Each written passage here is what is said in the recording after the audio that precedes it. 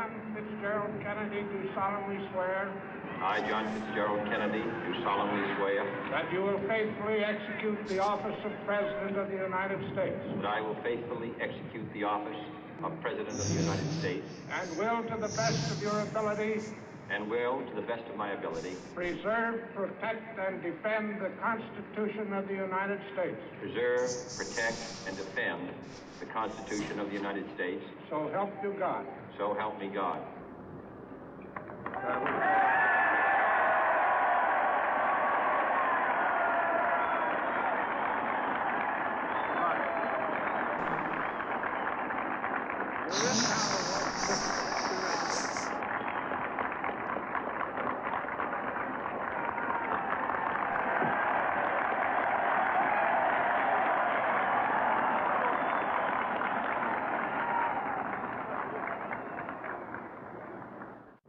Vice President Johnson, Mr. Speaker, Mr. Chief Justice, President Eisenhower, Vice President Nixon, President Truman, Reverend clergy, fellow citizens.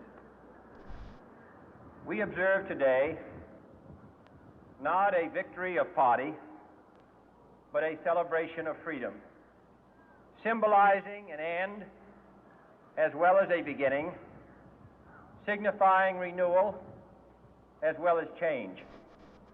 For I have sworn before you and Almighty God the same solemn oath our forebears prescribed nearly a century and 3/4 ago. The world is very different now, for man holds in his mortal hands the power to abolish all forms of human poverty and all forms of human life.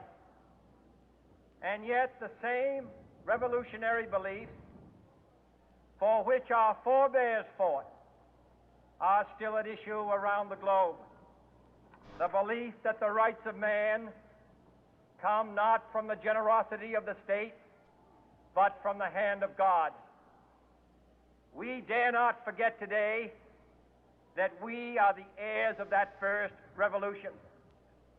Let the word go forth from this time and place to friend and foe alike that the torch has been passed to a new generation of Americans born in this century, tempered by war, disciplined by a hard and bitter peace, proud of our ancient heritage, and unwilling to witness or permit the slow undoing of those human rights to which this nation has always been committed and to which we are committed today at home and around the world.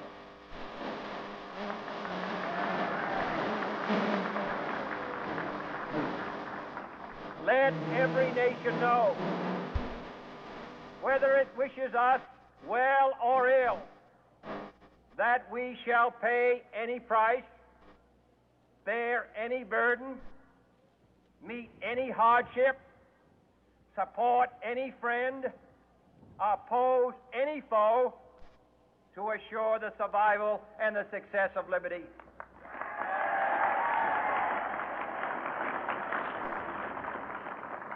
This much we pledge and more. To those old allies whose cultural and spiritual origins we share, we pledge the loyalty of faithful friends. United, there is little we cannot do in a host of cooperative ventures. Divided, there is little we can do, for we dare not meet a powerful challenge at odds and split asunder.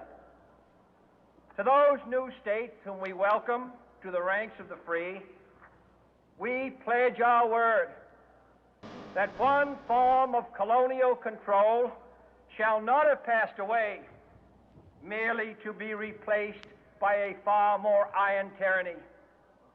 We shall not always expect to find them supporting our view, but we shall always hope to find them strongly supporting their own freedom, and to remember that in the past, those who foolishly sought power by riding the back of the tiger ended up inside.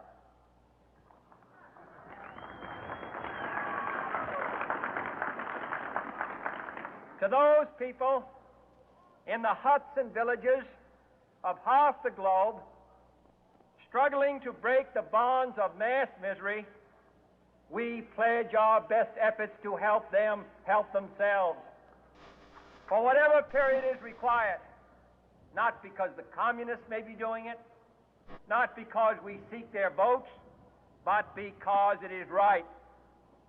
If a free society cannot help the many who are poor, it cannot save the few who are rich.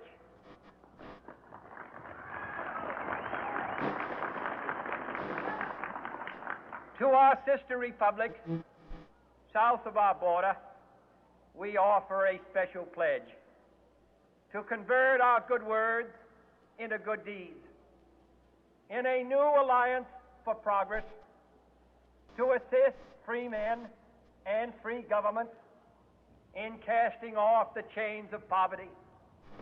But this peaceful revolution of hope cannot become the prey of hostile powers. Let all our neighbors know that we shall join with them to oppose aggression or subversion anywhere in the Americas. And let every other power know that this hemisphere intends to remain the master of its own house.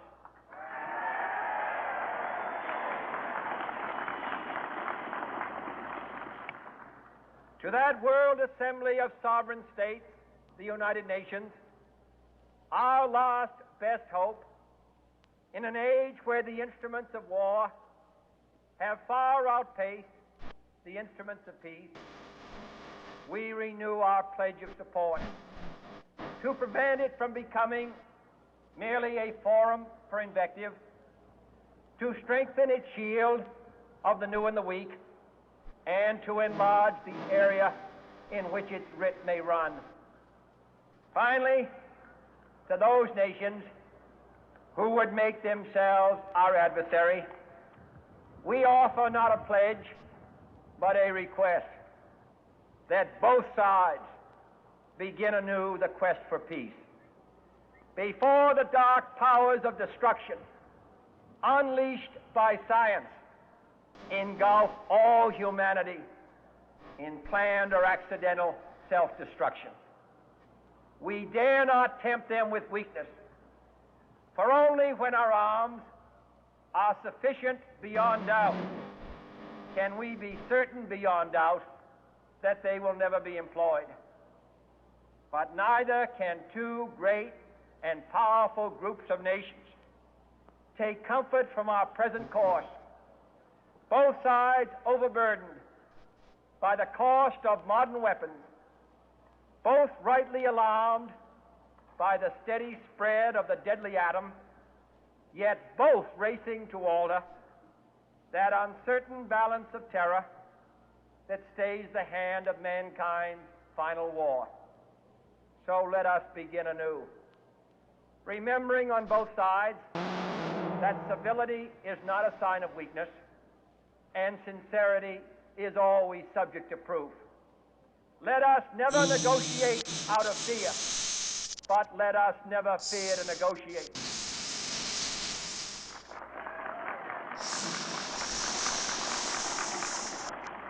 Let both sides explore what problems unite us, instead of belaboring those problems which divide us. Let both sides, for the first time, formulate serious and precise proposals for the inspection and control of arms, and bring the absolute power to destroy other nations under the absolute control of